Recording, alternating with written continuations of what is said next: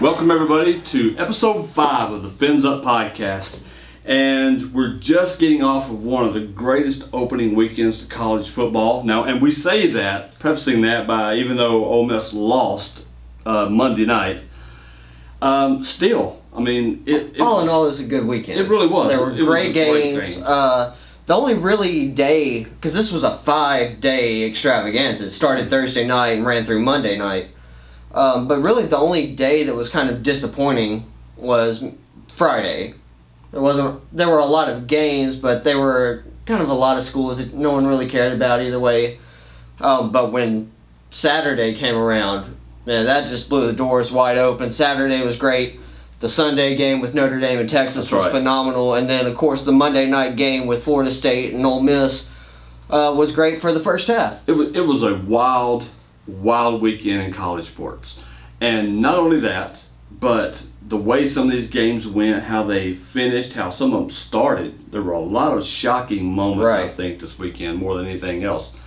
Now, JC just mentioned how Ole Miss ended up losing to FSU. That sucks.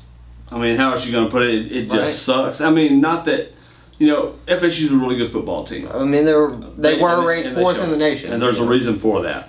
And yes, this coming Saturday, Ole Miss has a cupcake in Wofford University. But a lot of these schools are going to have cupcakes this Exactly. week. LSU's going to have a cupcake. But it's a much needed one. Right. They really need this. After the FSU game, they really need a game like this just to get their bearings and their wits about them again, because coming up next.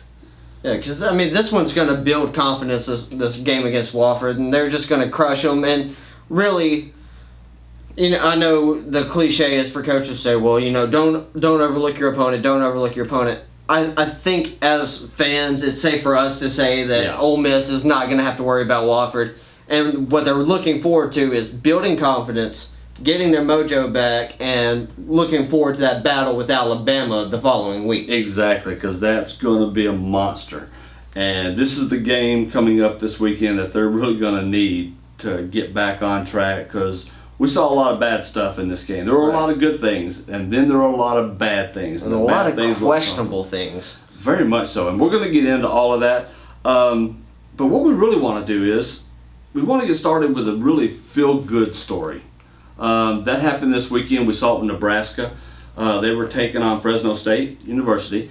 And back this summer, their punter, Sam Foltz, was killed in a car wreck along with another punter, Michigan State's punter, Mike Sadler. They were on their way back from a kicking contest, and there was another guy with them who survived. He was in the back seat. I'm sorry, I forgot his name. I didn't even write it down.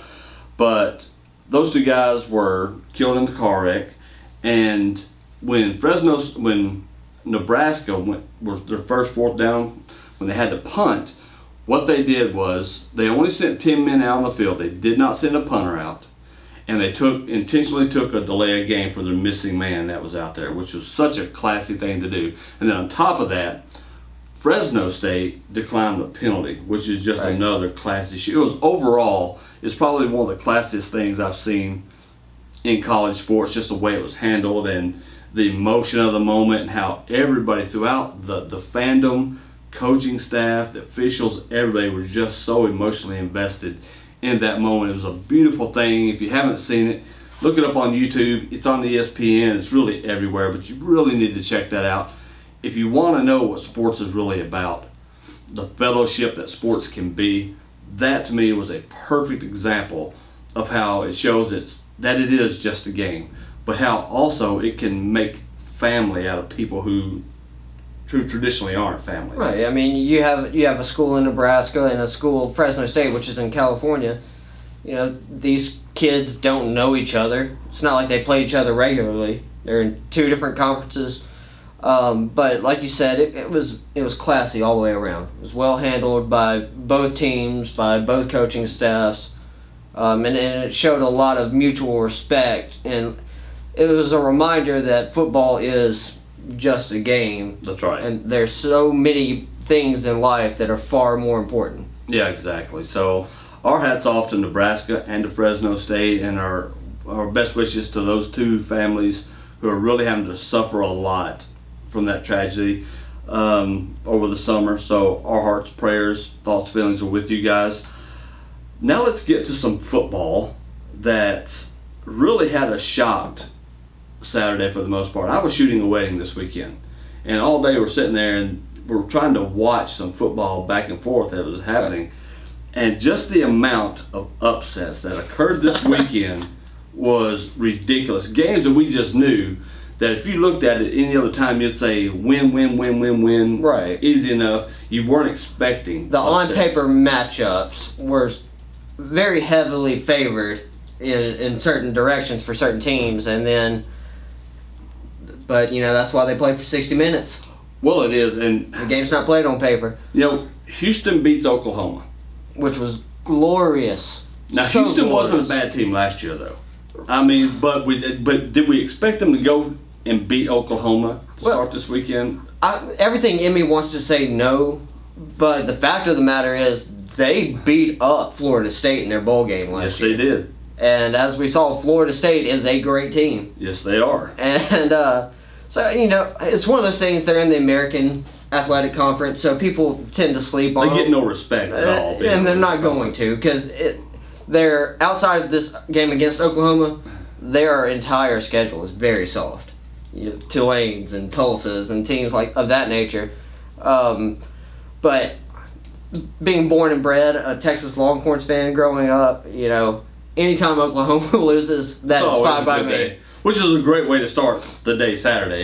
That was pretty awesome. Oh, and so Houston goes in this game. They are ranked number 15 in the country. They have Tom Herman running the team. Of course, he was with Ohio State as their offensive coordinator 2 years ago when they won the national championship with newly minted Dallas Cowboy Ezekiel Elliott. There you go. Amen.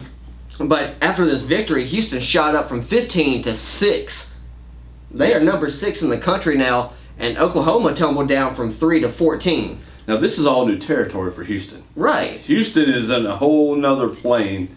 This is a team and a school that you constantly just overlook. Right, and that's not to discredit the fact that they've had Heisman Trophy winners before and they've had great teams before, but they don't have great teams consistently. That's right. And so just to see how Tom Herman's really gotten in there and he's recruited well and he's putting players, he's converting wide receivers to quarterbacks and quarterbacks to wide receivers and running backs are going here and he's doing a lot of things, but Houston's trending upward and they are putting themselves in a great spot to possibly move into the Big 12 as the Big 12 is considering expansion. Well, another thing that he does too is he coaches to a player's strengths. He does. I mean, not because you were a quarterback all through high school, so you're going to come in as a quarterback.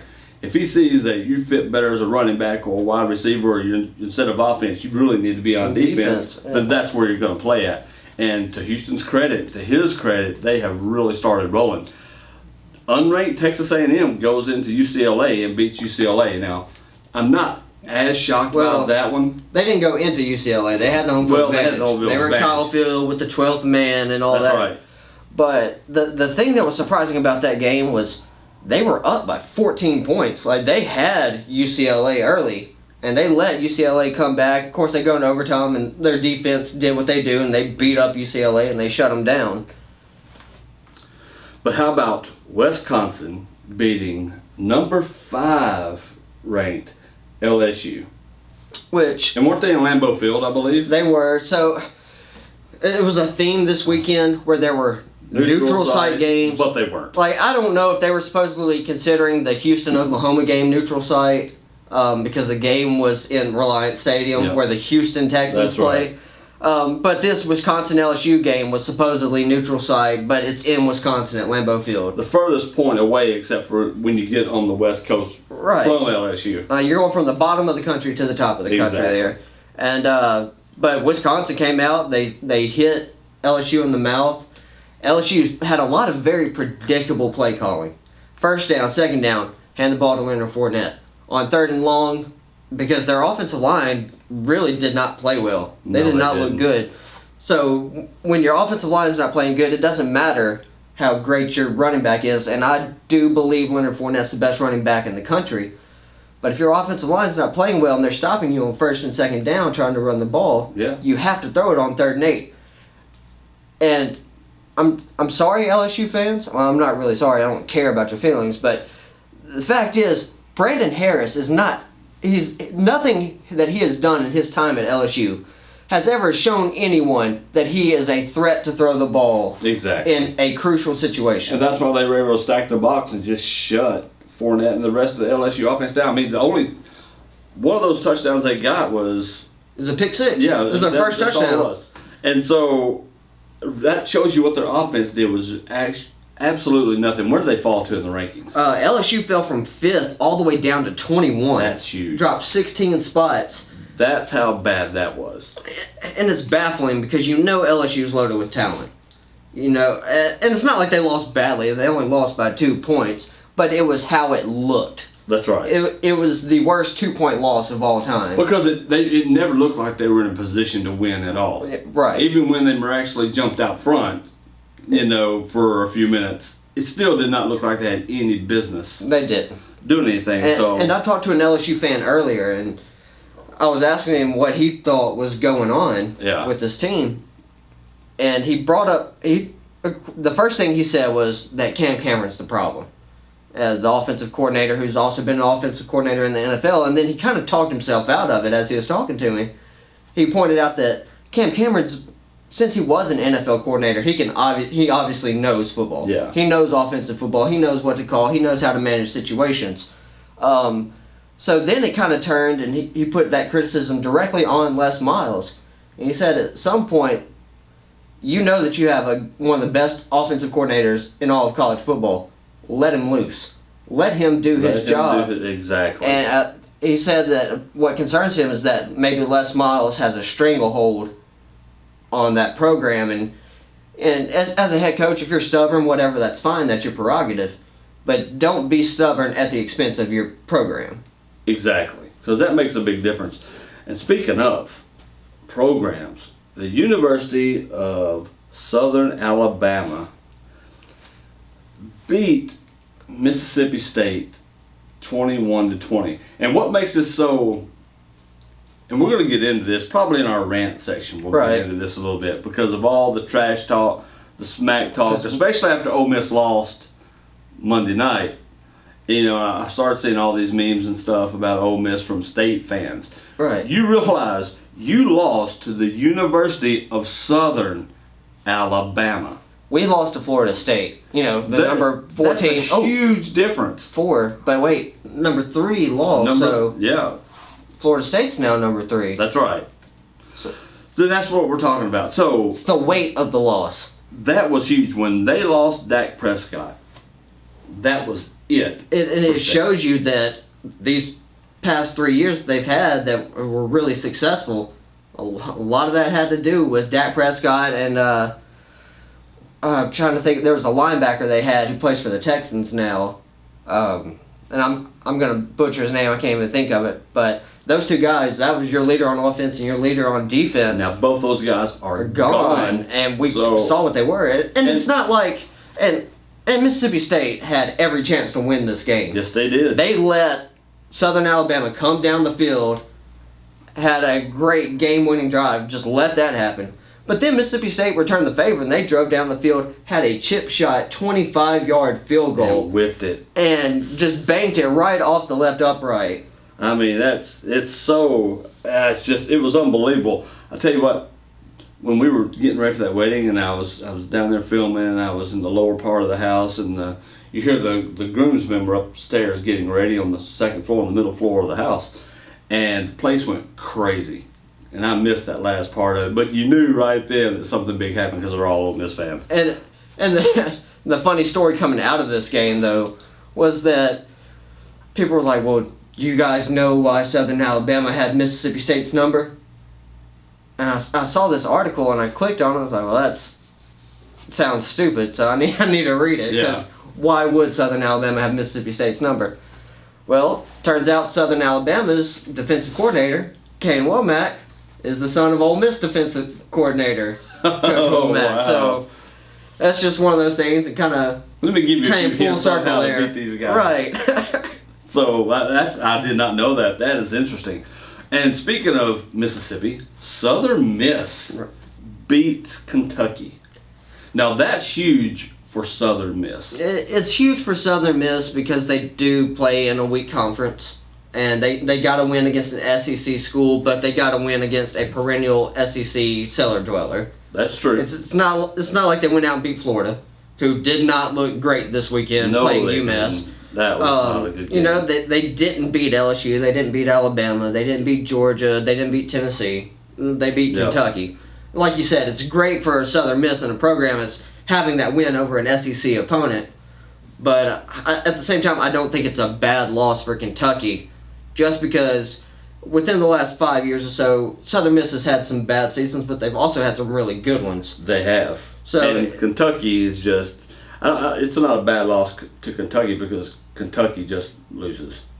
They do. There's nothing impressive about Kentucky, and it hasn't been in a long time. I mean, they had a season 2 years ago when they lost a bunch of close games against great opponents. You know, they almost had Florida in Florida, which would have been phenomenal for Kentucky. Yeah.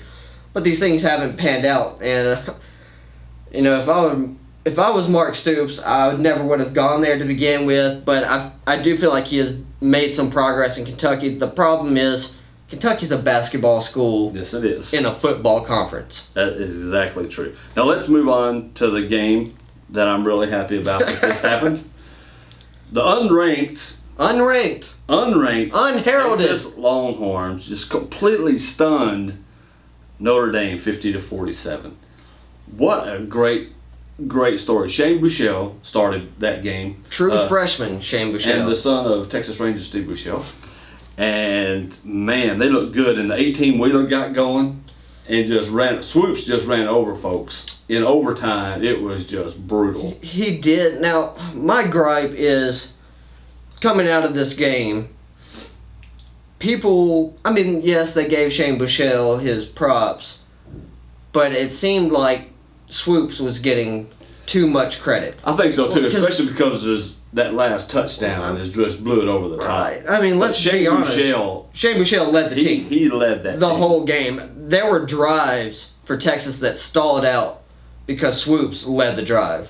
Exactly. Now, you get Swoops in the red zone, you've got a big 230-plus pound quarterback who can bulldoze people, and that's what he did. I mean, he straight ran over Notre Dame linebackers and put his way in the end zone. He had 3 touchdowns, all of them rushing. Swoops did not throw a touchdown pass.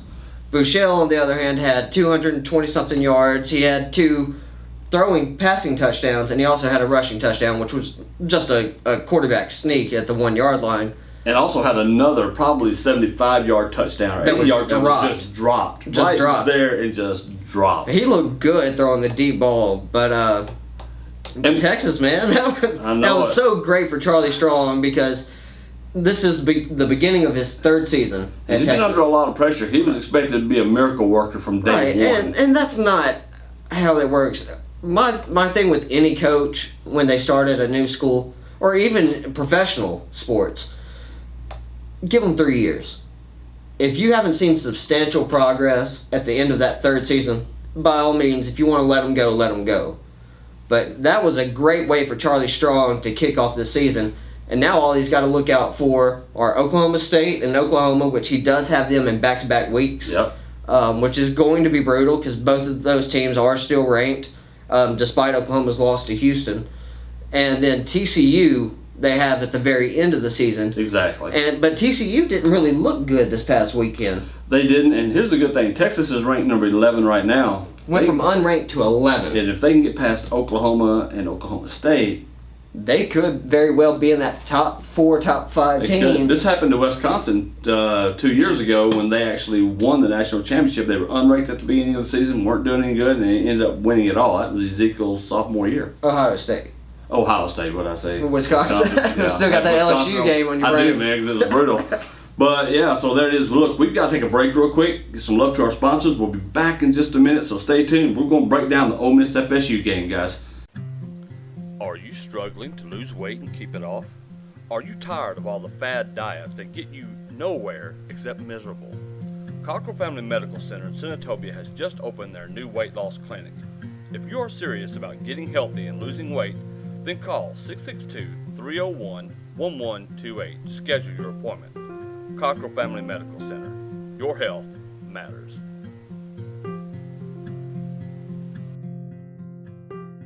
All right, we are back. We're ready to break down this game. As much as I don't want to, I still want to, because I think we got a lot to talk about on there. It's necessary. It's what we signed up for. So I guess we've got to. Well, the thing was, Ole Miss led this game at halftime 28-13. Now, that being said, FSU did come alive at the end of that first half. And that's when their scoring started. Because after that, when it was actually 28-6, from that point on, they scored 30 consecutive points on Ole Miss. It was like Ole Miss offensively, defensively, everything went to sleep. Now, Ole Miss did lose 2 guys on, well, they lost Webster on defense. Right, which that was brutal. But, we say that they lost Kendarius Webster, but they lost him on Florida State's first drive. Yes, they did. And then they dominated them for the next 27 minutes of football. Yeah, they did. There was no reason for them. Just how they did that was amazing to me. I mean, it was a story of 2 different teams and 2 different halves. It really was. To me, it was amazing just to see that. And in that first half, Ole Miss's defensive line was getting to Francois, and they were hitting him and putting him on his back and putting him on his stomach and just beating him up. And the secondary did a great job of covering their men. A lot of Francois' yardage in that first half was simple checkdowns to the running back. Dalvin Cook got 100 yards receiving before he ever even got close to 100 yards on the ground, which, honestly, by and large, Ole Miss did what they needed to do. They shut down Dalvin Cook as a runner, but that having him as a receiving option definitely benefited Florida State. Well, it started opening up everything for them when the pass game started getting going. It just got. But when Ole Miss, it's not like Ole Miss just lost their ability to pass rush. They were still rushing the passer in the second half, but Francois, the game settled down for him. He settled into it. Yes, he did. And in the second half, when there were so many times that he was about to get blown up, just absolutely destroyed by Marquise Haynes or Breland Speaks or Isaac Gross, but he got the ball off, which that stuff wasn't happening in the first quarter and the majority of the second quarter to that last 3 minutes. Yeah, exactly. And once he got his rhythm and got comfortable, he went to town on that Ole Miss defense. But Ole Miss's solution should have been to keep on keeping on offense, and they just could not do it. The problem was them running that tempo offense. Yes, it was. When the tempo offense works, it is one of the greatest things in college football. But the problem is, when you're throwing the ball all 3 downs, you throw 2 incomplete passes on first down and second down. You're not running any time off the clock. And then you run a pass play on third down that gets stopped. You may have taken off, maybe stretching it, maybe 20 seconds. And you look at the time of possession. I mean, FSU had 42 minutes and 39 seconds to Ole Miss's 17 minutes and 21 seconds. Which, you could probably put 13 minutes of that just in the third quarter for Florida State. Oh, yeah, exactly. But still, they're still half a football game. Yeah, Ole Miss did not touch the ball really in the third quarter. They didn't. They did, but it was 3 and outs every time, or it was underthrown balls, interceptions. Like Chad Kelly's receivers were doing their jobs. They were getting open, or they were just on vertical routes beating their defender. But balls were just badly underthrown the whole game. He wasn't, and even in the first half, he missed a couple of wide open receivers for touchdowns that he didn't even see. He got 1 touchdown pass, and I can't remember who was on the receiving end of it, but he had A.J. Brown wide open in the middle of the field, no one near him for the easy touchdown, but it was still a touchdown, so who cares at that point? But to your point, he had those situations all night long. He did. It was just, I think there was a lot of bad reads by Chad in this game. It was just there really was, and the nothing fumble showed that more than in the second half. Yeah, right, and he had the fumble deep in his own like the 15-yard line. So when your defense is exhausted because they've been out on the field so much, you cannot turn the ball over. Which is another problem with that tempo offense, because your defense is constantly having to go back out there time after time after time. You're scoring in 2 minutes, and then they're having to play 4 or 5 consecutive minutes on defense, and then your offense goes out there for 2 more minutes, and then they're back again for. I mean, you're wearing your defense. Yes, it's a great thing to score on, as long as you can keep scoring. Right. If you can't keep scoring, then it just destroys not only your defense but your offense as well. Because now they're having to play. You know, they're in panic mode, and we saw that a lot in the second half of the football game. It was, man, it got ugly. You know, it just got bad, and you can look at their stats and just see it. I mean, you look at Chad Kelly's numbers, and the ones that jump out, you go, wow, he threw 313 yards. Yeah, great, 4 touchdowns. Great. That's awesome. But 3 interceptions. He was 21 of 39, which isn't bad. I mean, that's not bad. It's barely above 50%, but it's not bad in the grand scheme. Only except when you've got those incompletions turning into INTs. Right. You have that's where it hurts you at. You have a fumble lost, and then you also got sacked 5 times. Well, he did. His offensive line did not help him out. And granted, I'll give you that. The offensive line didn't help him in some spots, but some of these sacks, from what I noticed, when he felt even the slightest bit of pressure, he caved. Like he wouldn't even bail. He would go to the ground. Yeah. Or he would just curl up, and it'd be another 1.5, 2 seconds before he got hit. That's time to throw the ball. At least throw it out of bounds. You're a quarterback. You've got to make a play. That's just your job. Because Walker from FSU, he got credited with 4.5 sacks. He got the majority of these sacks on Chad Kelly. Yeah, and I mean, Ole Miss's defense got 0 sacks. None. No sacks, no turnovers, nothing. And you can't win like that. And they didn't. And then that was the hardest. That was the thing about it when you're looking up all this stuff, and it was bad. I mean, I thought Evan Ingram had a great game. Obviously, that was Chad Kelly's target. He was the key, man. I mean, he was my offensive key last week. He was doing great. I mean, I'm with you. Their receivers did great. It was great to see, hometown. Taz Zedegren. What's up, son? Getting it done. We see you, my boy. That was incredible. Which, he only had the 1 catch, but it was an impressive 37 yards because he's a big dude. Yes, he is a big tight end. He doesn't have the skill set that Evan Ingram does, which is why he's backed him up all these years at Ole Miss. But he got wide open in the secondary. Yes, no one near him, and he rumbled and stumbled for 37 yards on that catch.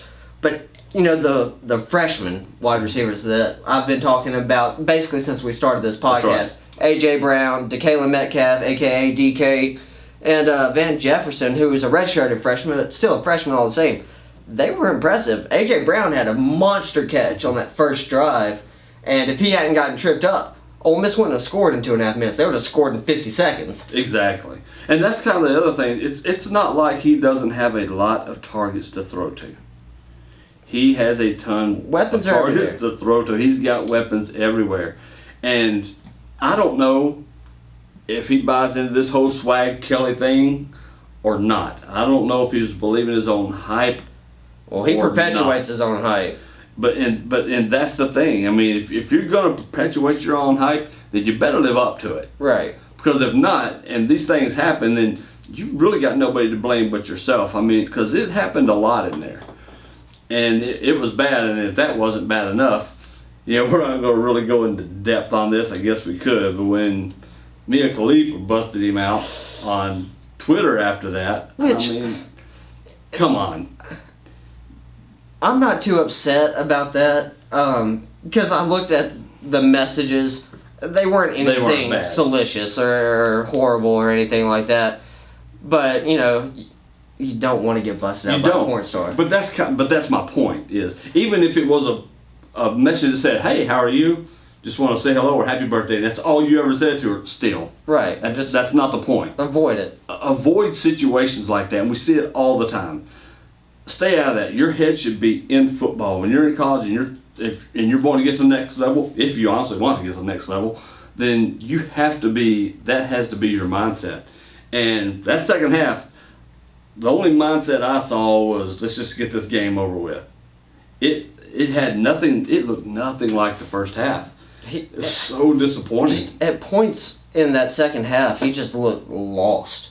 Exactly. He looked lost. He was upset, which you should be upset, but when it looked like when he got upset, it mentally took him out of the game, and he didn't seem like a guy who was going to rally the team, no matter what the situation was. And I kind of had it in the back of my mind. I was kind of thinking, if Chad's not in this, put Shea in there.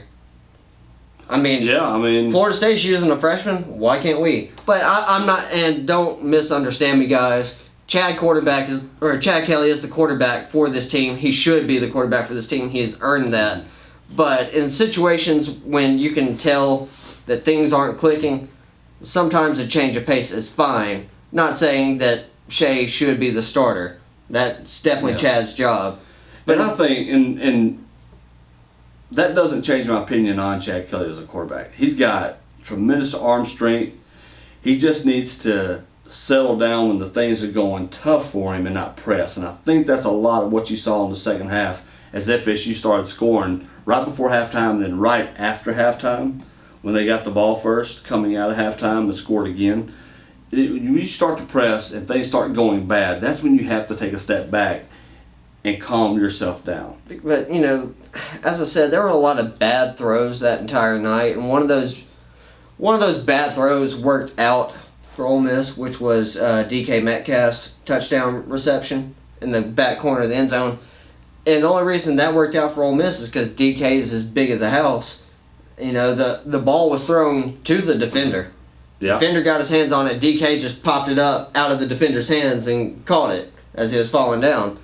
So that was a veteran head-up play by a true freshman playing in his first college game in a high-pressure situation.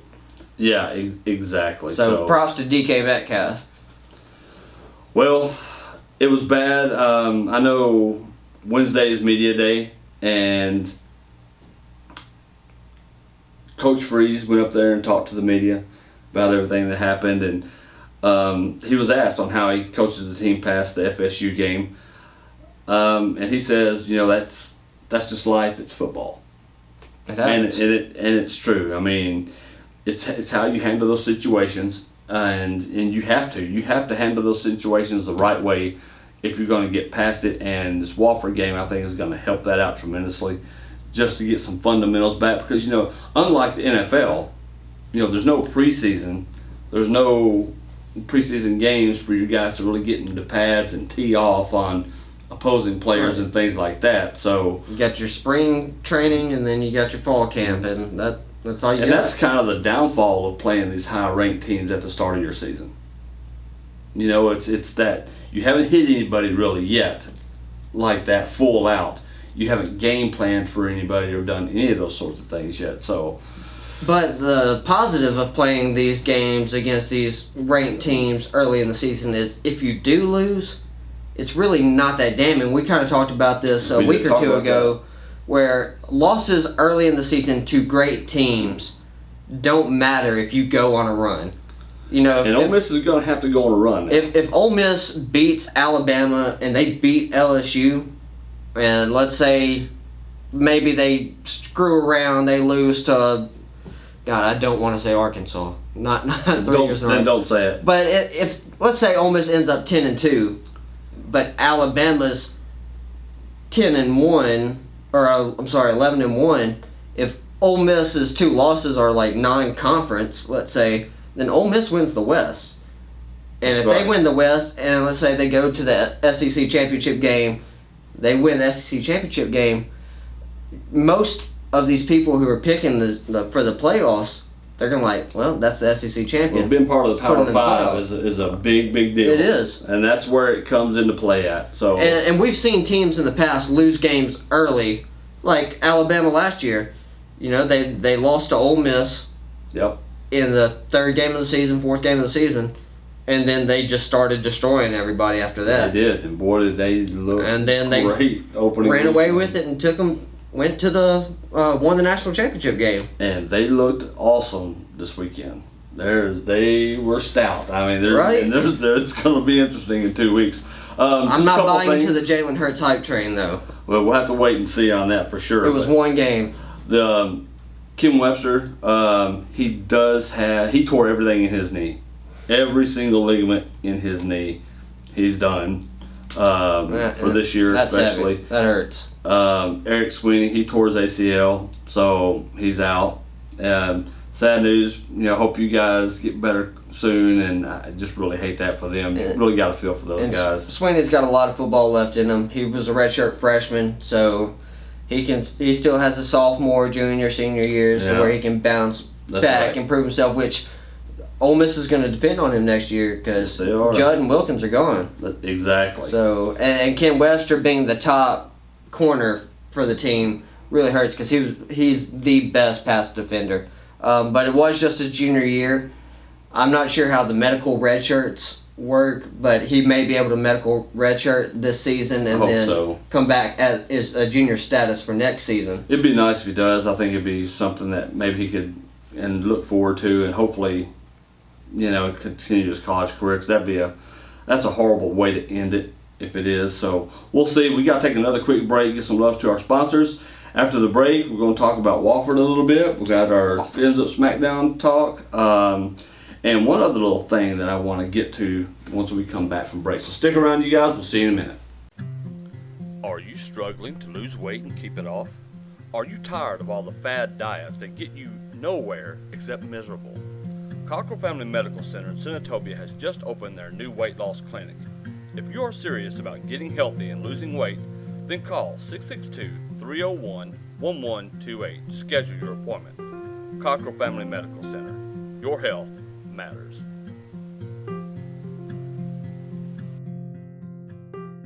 We are back from break, and to start this out, here's what I want to talk about. The rankings came back out from the AP poll and the coaches poll. All right, so we knew Ole Miss was 11, they were going to fall. The question was how far are they going to fall from after the FSU. Well, it turns out in the AP poll they went to number 19, the coaches poll 18. But here's the thing, and Tennessee goes, they lost, they didn't lose. They might as well have lost. They barely beat Appalachian State in double overtime, and they fall. And yes. Which was deserved, it was. They should have fallen after that catastrophe, because they did not look good in any way, shape, or form. They looked horrible. It was awful. Their touchdown that they got that tied the game up before they went to overtime, it was a long play. I know long plays happen in football, but if it's not for that long play, they lost that game. That's right. The game never goes to overtime for them to win. And that's kind of my thing, too. And now Tennessee sits at number 17 in the AP poll, number 14 in the coaches poll. Fell from 9th to 17th. That's right. Now, here's what the AP poll I understand, because that's Associated Press, and that's a lot of the times that's not even an eyeball test. That's just somebody, a lot of name recognition more so in the AP poll. But that's the one that matters. It is the one that matters, but the coaches poll is the one that's more shocking to me. Just because coaches know football. Right. They know the game. They see the game. And if you're one of those who are saying, well, I'm voting Alabama, that's where my number one vote goes to. Because they just freaking dominated. Well, yeah, they destroyed Tennessee and Appalachian State overtime. Just watching ESPN highlights from that. Now, coach, I'm going, okay, they're not getting any kind of vote from me. Right. Except maybe the crapper. They might get that vote. But that's about it. They're not getting anything else. So it's going to be interesting to me. And I just thought that it was crazy that Ole Miss, as good as they played the first half, and yes, I saw the meltdown in the second half. We all saw it. We just talked about it. But for them to fall below Tennessee, that just chaps me the wrong way. I understand it still. I understand why they did it, because Tennessee did not lose. But when you have a bad showing like that, if they have another bad showing this week, I expect them to fall even further. Yeah, and they should. I mean, Tennessee, like I said, they got lucky on the long pass play for the touchdown. And then their touchdown that won the game for them, Josh Dobbs got destroyed trying to dive into the end zone. Yes, he did. Dropped the ball, which fell into the legs of an Appalachian State player who just did not have the wherewithal to grab it. And before he could grab it, running back Jalen Hurts jumped on it, or Jalen Hurd, rather. Jalen Hurts is the new quarterback for Alabama, but Jalen Hurd, he jumped on it in the end zone for the game-winning touchdown. So, they didn't look impressive, so It depends. They're playing Virginia Tech this week. Justin Fuente, we saw what he did with Memphis the last few years. So I'm looking for Virginia Tech to actually come out here, and they're going to force Tennessee to either fight for their lives or they're going to embarrass Tennessee. That's right. All right, well, let's get into Wofford real quick because we're running out of time here. Wofford. Wofford comes to town. I hope that's how you say their name. It's how I've been saying it, so it's what it is right now. Wofford. The Wofford Terriers. It doesn't strike fear in you, and it shouldn't. They're a private school now. They're out of South Carolina, Spartanburg, South Carolina. That game is at 3 p.m. At Vaught Hemingway. So come there, get there early, have fun, hang out the Grove, have a good time. It is a cupcake game. Now they're coming off of a win at Tennessee Tech. They beat them 21-7. So we'll see how that works. However, they did have Jaleel Green earned Defensive Player of the Week award for the Southern Conference. Don't know what that is, but I guess that's whatever version of that is for that division. But here was something I found out. Linebacker, during that game, their linebacker, Michael Roach, had a heart attack on the bench, on the sidelines. What? After Tennessee Tech's one long drive they had, he came to the bench, said he wasn't feeling well and stuff. He had a heart attack on the bench. They called medical personnel. He had no pulse for 45 seconds. Oh, my God. Technically dead for 45 seconds before they got him back. Got him to the hospital. He's stabilized now. He's back out. He gave a press conference. This was yesterday or the day before, and actually said, he credits football with saving his life. It was an undiagnosed cardiac condition he didn't know he had. Probably had all his life, but didn't know it. He thought he was just tired like everybody else was out there on the field that night. So that was a tragedy averted from Wofford. So that was. Man, how quick does that happen too, that something like that can go on? You just don't even know. Young kid, it just shows you how quickly life can come and go. But thankfully, he survived. The medical staff was there, and they took care of him. But Wofford's coming into town this weekend. And while I feel bad for Michael Roach for, having to find out about this heart condition in that manner, I'm also not going to feel bad for them when they get massacred this weekend. Well, they're going to get massacred. I don't think there's any question about that. Ole Miss is going to come out here and they're just going to play pissed off in front of a rowdy home crowd. I know it's the Wofford Terriers, which the only name that's scarier than Terriers is probably the Pomeranians. But the student section is going to show up because it is the first home game, and they're going to show out, and Wofford is going to experience something that's otherworldly. Exactly. It is going to be ugly. If Ole Miss doesn't put up 45 points by halftime, I'll be shocked. No, I'll be shocked. I'm projecting a final point spread of 60 minimal. Oh yeah, I was thinking 70. I'm thinking final scores 70-7 or 77-10, 72-10, something in that area. I'll be surprised if Wofford scores in the double digits. As upset as I think Ole Miss is going to be this weekend. But why the Wofford Terriers? That still bugs me. I see Terriers and I just don't get that. You got all these names to choose from. Wofford Wolves. I guess the Shih Tzus were taken. I mean, damn, something was, but that's crazy to me. Wow, Wofford Terriers. But it's a private school. It was established in 1854. It's high society. That's probably why. So, anyway, that's all we're really going to talk about. There's nothing really to talk about this game except tune in. Watching was on ESPN, the SEC Network. You can check out the Rebels at Thrashing, or you can just come out to the game and see us, because we're going to be there. And we're beautiful. Beautiful men. And we're not Terriers, thank God. But what we're going to be is in the midst of Land Shark Nation out there cutting up, and it's going to be fun. So, we haven't got a fan rant this week. I guess everybody was too heartbroken to send anything in. Even the enemy was too heartbroken to send anything in. Everyone's just reeling from this opening weekend of college football. It was bad.